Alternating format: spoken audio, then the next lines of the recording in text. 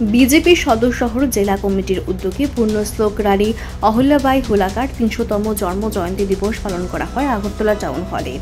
উপস্থিত ছিলেন মুখ্যমন্ত্রী ডক্টর মানিক সাহা, বিজেপি প্রদেশ সভাপতি সহ রাজীব ভট্টাচার্য সহ আর অন্যান্যরা। সভাপতি শ্রী রাজীব ভট্টাচার্য মহোদয়কে আমি ধন্যবাদ দেব যে এই ধরনের একটা আয়োজন আমাদের ডিস্ট্রিক্ট সদর আরবান ডিস্ট্রিক্টের মাধ্যমে এখানে এই আয়োজন রাখার জন্য। আমরা অনেক কিছু জানলাম, যেটা বলা হয়েছে যে রানী অহল্যাবাই হোলকারের জীবন এবং তার যে দর্শন, সেটা কিন্তু আমরা অনেকে জানতাম না। এবং আমাদের ভারতীয় জনতা পার্টি এক এক সময় অবাক হই, যেমন সব লিজেন্ড ব্যক্তি ভারতবর্ষের ইতিহাসের পাতায় রয়েছে, কিন্তু তাদেরকে সেইভাবে আমরা জানতেও চেষ্টা করি না, বুঝতেও চেষ্টা করি না। কিন্তু ভারতীয় জনতা পার্টি এখন সেইগুলো আস্তে আস্তে করে মানুষের সামনে রাখার চেষ্টা করছে। আজকে এখানে যখনই আমরা রানী অহল্যাবাই হোলকারের জীবন দর্শন যদি আমরা এখানে যে আলোচনা হয়েছে, তাতে করে নারী শক্তি এবং নারীদের যে সম্মান এবং তাদেরকে যে সশক্তিকরণের বিষয়টা আজকে কিন্তু উঠে এসেছে। কিছুদিন আগে আমরা সবাই জানি যে আমাদের যশস্বী প্রধানমন্ত্রী নরেন্দ্র মোদীজির যে নেতৃত্বে এবং ভারতের যারা সোলজাররা আছেন 3 বাহিনীর যে অপারেশন সিন্দুর, সেটা তার যে উত্তর আমাদের টেররিস্টরা যেভাবে ভারতবর্ষে আঘাত এনেছে, 26 জন নিরীহ পর্যটকদের হত্যা করেছে এবং বেছে বেছে তাদের হত্যা করেছে, তার যে মানে টিট ফর ট্যাট যে উত্তর উনি দিয়েছেন, সেটা আমরা সবাই জানি। সেখানে আমরা আজকে এখানে যখন অহল্যাবাইয়ের জির কথাবার্তা হচ্ছিল, 2 জন মহিলা আপনারা সবাই জানেন, কর্নেল সোফিয়া কুরেশি এবং উইং কমান্ডার ভূমিকা সিং, উনারা যখন বক্তব্য রাখছিলেন, ব্রিফিং দিচ্ছিলেন, এবং আমরা যদি কল্পনা চাওলার কথা আমরা মনে করি যে কোনো অবস্থায় আমাদের মহিলারা কোনো অংশে কম নয়, সেটা কিন্তু আজকে প্রমাণিত। এখানে উনার জীবনীর থেকে কিন্তু আমাদের এই শিক্ষাটা আসা উচিত। আমাদের ভারতবর্ষের ইতিহাস আমরা সবসময় সামনের দিকে আমরা দেখি, মাঝে মাঝে পেছনের দিকেও আমাদের পেজ উল্টানো দরকার এবং এই ধরনের মহিষী ব্যক্তিদের সম্পর্কে আমাদের জানা উচিত এবং তার থেকে আমাদের শিক্ষা নেওয়া উচিত। আমরা দেখেছি অনেক মহিলারা যাদেরকে ঠিক জায়গায় যদি বসানো হয় এবং ঠিক অবস্থায় যদি তাদেরকে সেই সুযোগ দেওয়া হয়, এই মহারানী যে অহল্যাবাই হোলকারের মতো তারাও কিন্তু কাজ করছে এখানে।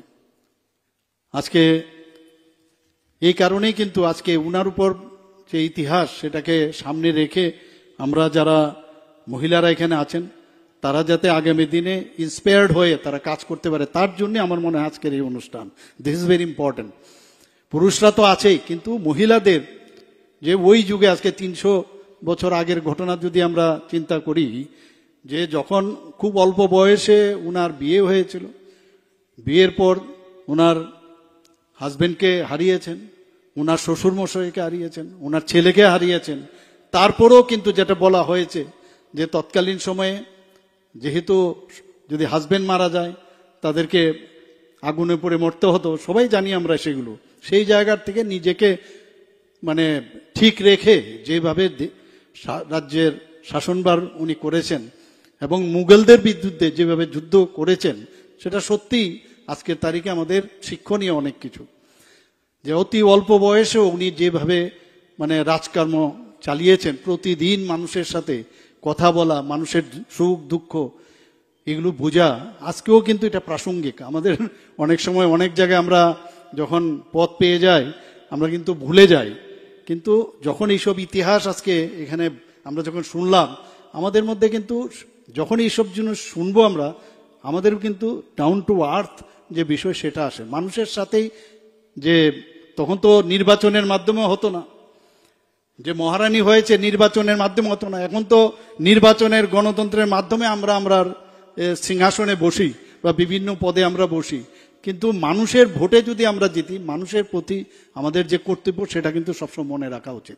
আজকের দিনে সেটা খুব ইম্পর্টেন্ট। আমাদের রাজ্য উন্নয়ন হবে, আমাদের দেশ উন্নয়ন হবে, সেগুলো তো থাকবেই।